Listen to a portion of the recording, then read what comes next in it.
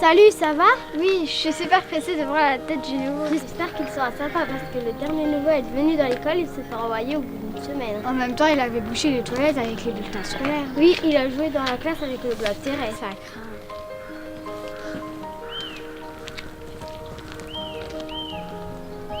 J'espère que le maître est malade.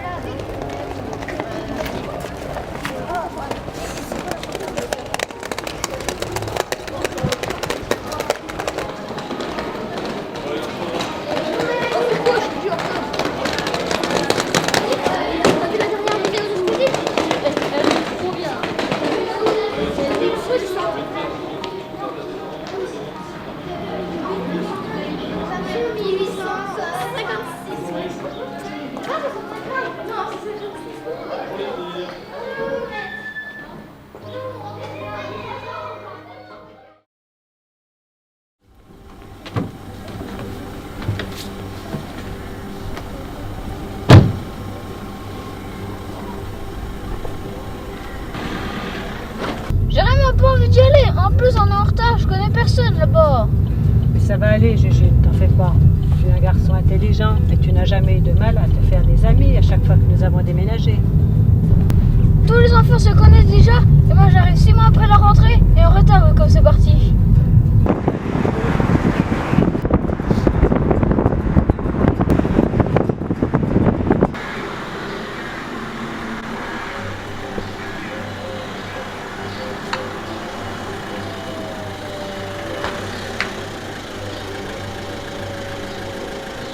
Ah là là, je me souviens plus vraiment du chemin. Pas d'inquiétude, Jules. La technologie est là pour nous sauver. Moi, la dernière fois que GPS a voulu nous sauver, nous sommes passés 3 fois au même endroit. Oh, il ne veut pas s'allumer. Jules, pourrais-tu demander au monsieur qui est assis juste là s'il peut nous indiquer le chemin de l'école Saint-Pierre-Furier?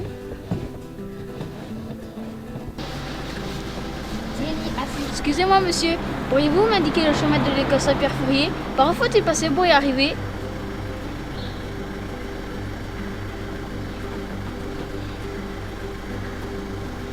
Merci, monsieur. Bonne journée.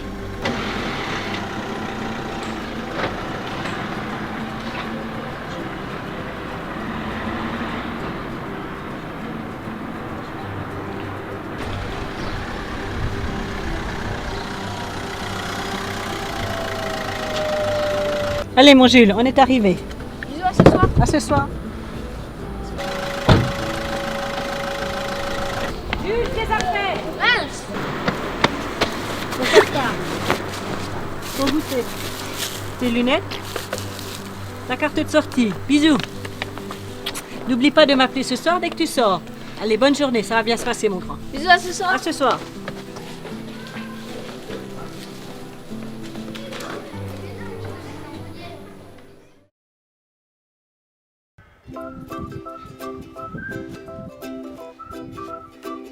Oh, qu'est-ce que j'ai mal dormi. Entre le bruit des voitures et ce matelas dur comme du béton. La journée commence bien. Une journée de pauvre, quoi. Comme j'en connais depuis des années maintenant. Tiens, qu'est-ce que je choisis comme pancarte aujourd'hui? Va pour celle-là. C'est Jean-Paul, un vieil ami à moi qui m'a écrit ces pancartes. Moi, je sais pas écrire.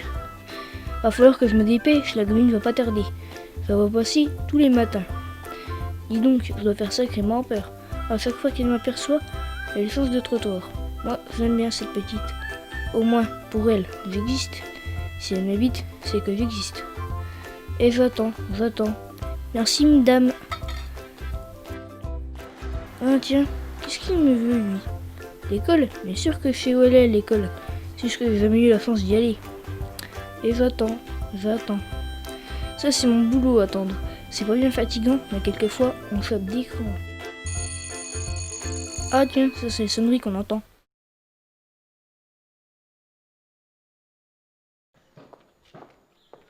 Tiens, qu'est-ce qu'elle me veut, elle? Aller boire un café chez elle? Pourquoi pas? Après tout, il fait froid ici. Et puis, je vais avoir un tour de voiture gratis. Le problème, c'est que je ne peux pas laisser mes affaires sans surveillance. Mais enfin, j'ai pas grand chose non plus. La petite dame pourrait peut-être écrire quelque chose pour moi. Va voir ailleurs si j'y suis. Ça me paraît bien. La petite dame est d'accord. Elle me l'écrit tout de suite. Elle a une belle écriture d'ailleurs. Elle a dû faire de longues études. Wow, Une vraie maison, avec des fenêtres. Par contre, Jenny, toi tu veux rester ici. La petite dame nous invite. C'est bien gentil, mais il nous faut rester poli. C'est bien soigné ici. Ça change de ma maison de fortune.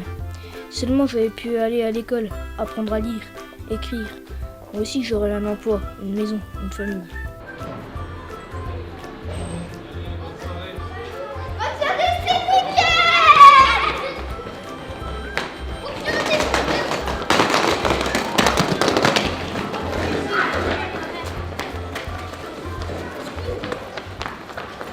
Allô maman? J'arrive dans 15 minutes à la maison. Je rentre avec une amie, on va réciter la poésie ensemble. Ok, bisous, à tout à l'heure. Une poésie à apprendre dès le premier jour, ça ne rigole pas ici. Oui, c'est surtout qu'il y a des mots un peu louches. Genre fondrière, hâte, lia, mendiant. On nous fait d'apprendre des trucs démodés. Pas si démodé que ça. Regarde là-bas, il y a un monsieur un peu bizarre qui vit dans la rue. Oui, j'aime pas, fait peur. Mais c'est pourtant lui qui m'a aidé à trouver le chemin de l'école ce matin. Tu viens, on va le voir? T'es sûr? Mince, il n'a pas l'air d'être là. Regarde, il a laissé quelque chose. Je cherche emploi. L'avez-vous vu? Tu vois, il a de l'humour. Oui, en tout cas, il a pas peur de partir et de laisser ses affaires. Il a quand même pris son chien avec lui.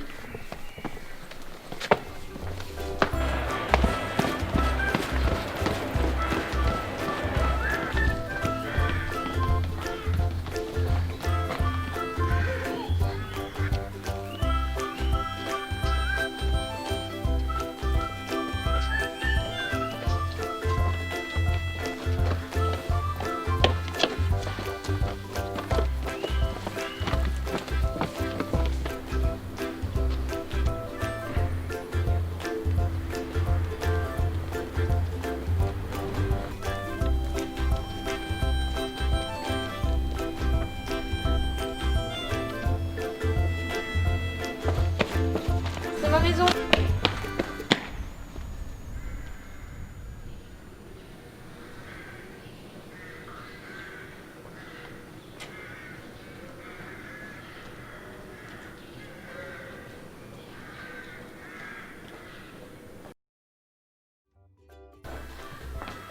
Le mendiant. Un pauvre homme passait dans le givre et le vent. Je cognai sur ma vitre. Il s'arrêta devant ma porte que j'ouvris d'une façon civile. Les ânes revenaient du marché de la ville, portant les paysans accroupis sur leurs bas. C'était le vieux qui vit dans une niche au bas de la montée et rêve, attendant, solitaire. Un rayon du ciel triste.